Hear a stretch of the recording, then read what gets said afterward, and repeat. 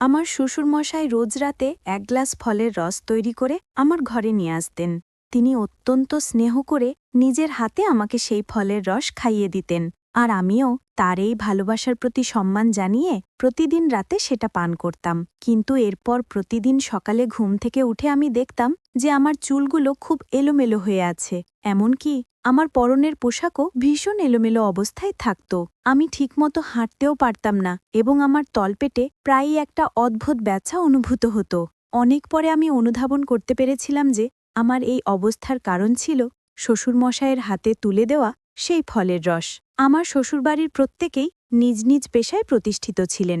আমার শাশুড়িমা একজন ইঞ্জিনিয়ার ছিলেন এবং আমার স্বামী ও শ্বশুরমশাই দুজনেই ছিলেন অধ্যাপক। আমিও একটি বেসরকারি কলেজের অধ্যাপিকা হিসেবে কর্মরত ছিলাম এবং বিয়ের পরেও আমার চাকরিটা আমি চালিয়ে যাচ্ছিলাম। আমার বিয়েটা পরিবার থেকেই ঠিক করা হয়েছিল। আমার বাবা মা একটি ভালো পরিবার দেখে অর্জুনের সঙ্গে আমার বিয়ে দিয়েছিলেন। আমার স্বামীর নাম অর্জুন। সে তার বাড়ির একমাত্র সন্তান ছিল। যেহেতু তারা সবাই নিজ নিজ কর্মক্ষেত্রে প্রতিষ্ঠিত, অত্যন্ত শিক্ষিত এবং ধনী ছিল, তাই আমার বাবা আমার ভবিষ্যতের কথা ভেবে সেই পরিবারটিকেই বেছে নিয়েছিলেন। বিয়ের পর যখন আমি শ্বশুরবাড়ি আসি, প্রথম দিকে সবকিছুই স্বাভাবিক ছিল। আমার শ্বশুরমশাই আমাকে ভীষণ স্নেহ করতেন, এমনকি ভালোবেসে তিনি আমাকে মা জননী বলেও ডাকতেন, যদিও আমার আসল নাম রিয়া। আমাকে শ্বশুরবাড়িতে বিশেষ কোনো কাজ করতে হতো না। বাড়ির সমস্ত কাজকর্ম পুরনো কাজের মানুষ লক্ষ্মী একাই সামলাতেন। আমার স্বামী তাকে দিদি বলে ডাকত, তাই আমিও প্রথম থেকে তাকে লক্ষ্মীদি বলেই ডাকতাম। আমি সকালে তৈরি হয়ে নাস্তা সেরে কলেজের জন্য বেরিয়ে পড়তাম। আমার স্বামী আর শ্বশুরমশাইও একই সময়ে বেরিয়ে যেতেন। ওদিকে আমার শাশুড়ির যখন কোনো সভা থাকত, তখন তিনিও বাড়ি থেকে বেরিয়ে যেতেন। সেই সময় পুরো বাড়িটা লক্ষ্মীদি দেখাশোনা করতেন। বিয়ের মাত্র 2 মাসের মাথায় আমি অন্তঃসত্ত্বা হয়ে পড়ি। আমার গর্ভবতী হবার সংবাদ শুনে আমার শাশুড়ি সবচেয়ে বেশি আনন্দিত হয়েছিলেন। আমার স্বামীও খবরটা শুনে ভীষণ খুশি হয়েছিল। আমার গর্ভবতী হওয়ার খবর পেয়ে অর্জুন বেশ কিছু শিশুর ছবি কিনে এনেছিল।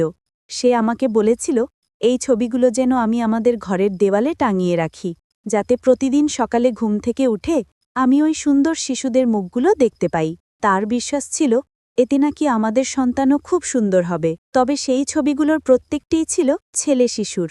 আমার স্বামী আমাকে প্রচণ্ড ভালোবাসত, কিন্তু সেদিন আমি তার আসল রূপ দেখেছিলাম, যেদিন সে সন্তান নিয়ে আমার সঙ্গে তুমুল বিবাদ শুরু করেছিল। সে জোর দিয়ে বলেছিল আমার গর্ভে নাকি পুত্র সন্তানই আছে এবং সে পুত্র সন্তানই চায়, কন্যা সন্তান নয়। সে নাকি কন্যা সন্তান একেবারেই পছন্দ করে না। আমি তখন রেগে গিয়ে স্বামীকে বলেছিলাম, তুমি তো পুত্র সন্তান চাইছ, কিন্তু আমার গর্ভে যদি কন্যা সন্তান জন্মায় তখন কি করবে? কন্যা সন্তানের কথা শুনতেই সে আমার ওপর প্রচণ্ড রেগে গিয়েছিল। সেদিন স্বামীর কথা শুনে আমি হতবাক হয়েছিলাম যে এত শিক্ষিত একজন মানুষ কি করে এমন সংকীর্ণ মানসিকতা নিজের ভেতর পুষে রাখতে পারে। সেদিন থেকে আমার স্বামী একটাই জেদ ধরে বসেছিল যে আমাকে পুত্র সন্তানের জন্ম দিতে হবে, আর আমার গর্ভে যদি কন্যা সন্তান থাকে তাহলে তা নষ্ট করে ফেলতে হবে। সেই দিনটির পর থেকে আমার ও আমার স্বামীর সম্পর্কের অবনতি হতে শুরু করে, কারণ আমার মনে কখনোই এই ভাবনা ছিল না যে আমি কন্যা সন্তান নয়, বরং পুত্র সন্তানের মা হতে চাই। সত্যি বলতে আমি মনে মনে কন্যা সন্তানই কামনা করতাম। এরপর আমার স্বামী অর্জুন আমার উপর নানাভাবে চাপ সৃষ্টি করতে থাকে, এটা পরীক্ষা করার জন্য যে আমার গর্ভে কন্যা সন্তান নাকি পুত্র সন্তান রয়েছে। কিন্তু আমি পরীক্ষার জন্য মোটেও প্রস্তুত ছিলাম না। আমি কোনোভাবেই ডাক্তারের কাছে গিয়ে এটা জানতে চাইনি যে আমার গর্ভে কি সন্তান আছে। আমি ভেবেছিলাম এটা আমার প্রথম সন্তান, আর প্রথমবার যাই হোক না কেন তাতেই আমি খুশি থাকব। সেটাই হবে আমার কাছে অমূল্য সম্পদ। আমার শ্বশুর শাশুড়ি যখন জানতে পারলেন যে আমার স্বামী আমাকে ডাক্তারের কাছে নিয়ে গিয়ে পরীক্ষা করাতে চায়, তখন তারাও আমাকে বোঝানোর চেষ্টা করলেন। তারা আমাকে বলেছিলেন, বৌমা, এটা তো ভালোই হবে, যখন তুমি ডাক্তারের কাছে গিয়ে পরীক্ষা করে জানতে পারবে যে তোমার গর্ভে পুত্র সন্তান নাকি কন্যা সন্তান আছে, তখন আমরা এখন থেকেই সেই সন্তানের জন্য জিনিসপত্র কেনাকাটা শুরু করতে পারব। এতে আমাদের অনেক সুবিধা হবে। তুমি আমাদের ছেলের কথায় কিছু মনে করো না, আমরা দুজনেই তো তোমার পাশেই আছি, তাই তুমি একদম ভয় পেও না। অন্তত আমাদের উপর তো ভরসা রাখতে পারো। তুমি ডাক্তারের কাছে চলে যাও এটা দেখার জন্য যে তোমার গর্ভে কন্যা সন্তান নাকি পুত্র সন্তান আছে। আমার শ্বশুর ও শাশুড়ির মিষ্টি কথায় আমিও শেষ পর্যন্ত ডাক্তারের কাছে যেতে রাজি হয়ে যাই। ডাক্তারের কাছে যাওয়ার কিছুদিন পর যখন আমার পরীক্ষার রিপোর্টটা স্বামী বাড়িতে নিয়ে আসে, তখন সে ঘরে ঢুকেই এক হাতে রিপোর্টটা আর অন্য হাতে আমার হাতটা শক্ত করে চেপে ধরে অত্যন্ত রেগে গিয়ে বলল, রিয়া, তুমি এখনই আমার সঙ্গে ডাক্তারের কাছে চলো। আমি তখন তাকে জিজ্ঞেস করলাম, হঠাৎ করে ডাক্তারের কাছে কেন যেতে হবে? আমি তো এখন পুরোপুরি সুস্থ আছি, এখন তো ডাক্তারের কাছে যাবার কোনো প্রয়োজন নেই।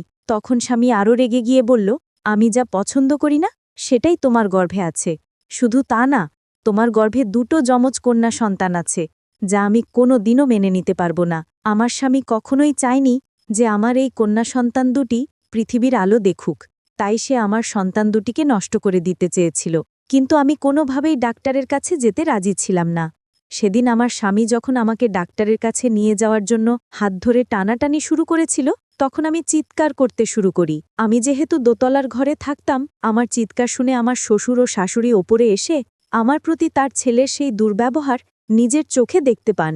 আমার শ্বশুরমশাই তখন তার ছেলেকে প্রচণ্ড রেগে ধমক দিয়ে বলেছিলেন, খবরদার, আজকের পর থেকে আমার বৌমার সঙ্গে তুই আর কখনো এই ধরনের আচরণ করবি না, নয়তো অর্জুন, আমি তোকে এই বাড়ি থেকে বের করে দেব। এমনকি আমার শাশুড়ি মাও তার ছেলেকে আঙুল দেখিয়ে বলেছিলেন, অর্জুন, আমার বৌমা এখন গর্ভবতী, এটা তুই খুব ভালো করেই জানিস। এই অবস্থায় ওর সঙ্গে এতটা খারাপ ব্যবহার করার সাহস তোর কি করে হলো? আমি নিজে একজন সমাজসেবী, তাই আমার বাড়িতে আমার বৌমার সঙ্গে কোনো অন্যায় আমি হতে দেব না। আজকের পর থেকে যদি তুই রিয়ার সঙ্গে কোনো খারাপ ব্যবহার করিস, তাহলে তোকে আমি এই বাড়ি থেকে বের করে দিতে বাধ্য হব। স্বামীর আমার প্রতি এতটা নির্দয় আচরণ দেখে আমি যখন কষ্ট পেয়ে কাঁদছিলাম, তখন আমার শ্বশুরমশাই আমাকে জড়িয়ে ধরে আমার মাথায় হাত বুলিয়ে বলেছিলেন, মা জননী, তুমি একদম কেঁদো না, আমরা তো তোমার পাশেই আছি। আজকের পর থেকে আমি নিজে তোমার দেখাশোনা করব। তুমি কোনো চিন্তা করো না, তোমার সন্তানের আমরা কিচ্ছু হতে দেব না, কারণ ওই সন্তান তো আমাদেরও, তাই আমাদেরও একটা দায়িত্ব আছে। এরপর আমার শাশুড়ি বলেছিলেন, বৌমা, আমি তো সারাদিন বাইরে ব্যস্ত থাকি, তাই তোমার শ্বশুরমশাই বাড়িতে থাকলে তোমার দেখভাল উনিই করবেন, তুমি একদম ভয় পেও না। আমি শ্বশুর শাশুড়ির কথায় ভরসা করে আর বাপের বাড়ি যাইনি।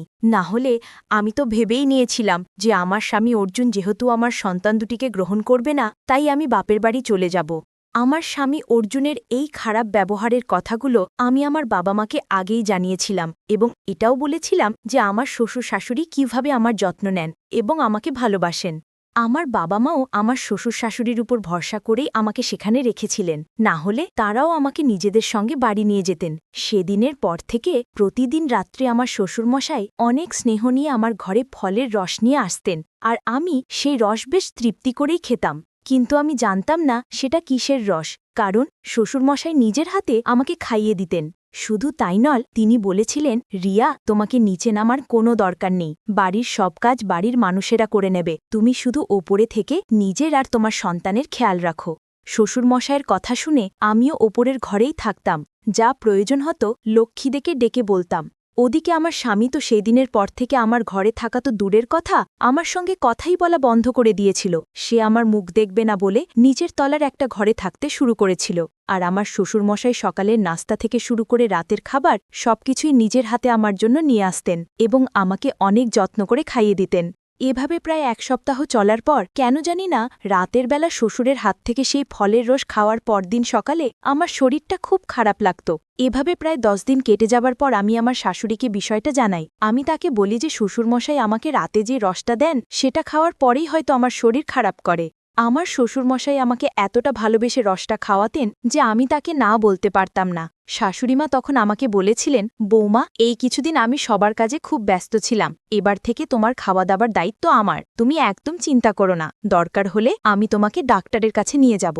পরের দিন সকালে যখন আমি নিজের ঘরে বসেছিলাম, তখন নিচ থেকে হঠাৎ আমার শ্বশুর ও শাশুড়ির চিৎকারের শব্দ শুনতে পাই। তাঁরা দুজনে একটি পেঁপে নিয়ে তুমুল ঝগড়া করছিলেন। আমি কিছুই বুঝতে পারছিলাম না যে হঠাৎ করে তাদের মধ্যে কেন এত ঝামেলা শুরু হলো। কিছুক্ষণ পর আমার শাশুড়ি দ্রুত পায়ে ওপরে আমার ঘরে এসে দরজাটা বন্ধ করে দিলেন এবং আমার হাত ধরে বিছানায় বসিয়ে বললেন, রিয়া, তুমি এক্ষুনি তোমার বাবা মাকে ফোন করে এখানে আসতে বলো, আমাকে এখান থেকে নিয়ে যাওয়ার জন্য। আমি তখন খুব ভয় পেয়ে আমার শাশুড়ি মায়ের হাত ধরে বললাম, মা, আমার ভীষণ ভয় করছে, আপনার আর বাবার মধ্যে কি নিয়ে ঝামেলা হয়েছে, আমাকে খুলে বলুন। আমার শাশুড়িমা তখন আমাকে যা বলেছিলেন তা শুনে আমার পায়ের নিচের মাটি যেন সরে গেল। আমি তার কথা শুনে ভয়ে হতবিম্ব হয়ে দ্রুত আমার বাবা মাকে ফোন করে আমার শ্বশুরবাড়িতে আসতে বলি, আমাকে সেখান থেকে নিয়ে যাবার জন্য। আমার শাশুড়িমা বলেছিলেন, রিয়া, তোমার শ্বশুরমশাই প্রত্যেক রাতে তোমাকে পাকা পেঁপের শরবত খাওয়াতেন, ওই জন্যেই তোমার শরীর খারাপ করত। আর পাকা পেঁপের শরবত তোমাকে কেন খাওয়ানো হতো সেটা তুমি নিশ্চয়ই বুঝতে পারছ। শাশুড়ির কথা শুনে আপনারাও হয়তো চমকে উঠেছেন। হ্যাঁ, আমার শ্বশুর প্রত্যেক রাতে আমাকে পাকা পেঁপের শরবত করে খাওয়াতেন, যা আমি জানতেও পারিনি। শুধু তাই নয়, সকাল থেকে রাত পর্যন্ত প্রত্যেকটি খাবারের সঙ্গে তিনি পেঁপের কিছুটা অংশ মিশিয়ে দিতেন। আমার শ্বশুরমশাই কেন আমাকে পেঁপের শরবত খাওয়াতেন তা হয়তো আপনারা এতক্ষণে বুঝতে পেরেছেন। আসলে আমার শ্বশুরমশাই তার ছেলের সঙ্গেই হাত মিলিয়েছিলেন, যা আমি বা আমার শাশুড়িমাও ঘূর্ণাক্ষরে টের পাইনি। আমি তো ভাবতেও পারিনি যে আমার শাশুড়িমা আমাকে এতটা সাহায্য করবেন। শ্বশুরের আসল উদ্দেশ্য জানার পর আমার পৃথিবীটা যেন দুলে উঠেছিল, কারণ আমার শাশুড়িমা নিজের চোখে দেখেছিলেন যে আমার শ্বশুর কিভাবে নিজের হাতে আমার জন্য পাকা পেঁপে শরবত তৈরি করছিলেন। আমার শাশুড়ি সবকিছু বুঝতে পেরে আমার শ্বশুরকে বাধা দেওয়ার চেষ্টা করেছিলেন। সেদিন আমার বাবা মা যখন আমাকে সেখান থেকে নিয়ে যান, সেদিনই আমার শ্বশুরবাড়ির সঙ্গে সমস্ত সম্পর্ক ছিন্ন হয়ে যায়, কারণ আমার শ্বশুর আমার স্বামী স্পষ্ট বলে দিয়েছিল ওই বাড়িতে থাকতে হলে আমাকে আমার গর্ভের সন্তান দুটোকে নষ্ট করতে হবে, যা আমি কোনোদিনও করতাম না। প্রত্যেক নারীই জানে তাদের গর্ভে যখন একটি সন্তান আসে তার অনুভূতি ও আনন্দ কতটা গভীর।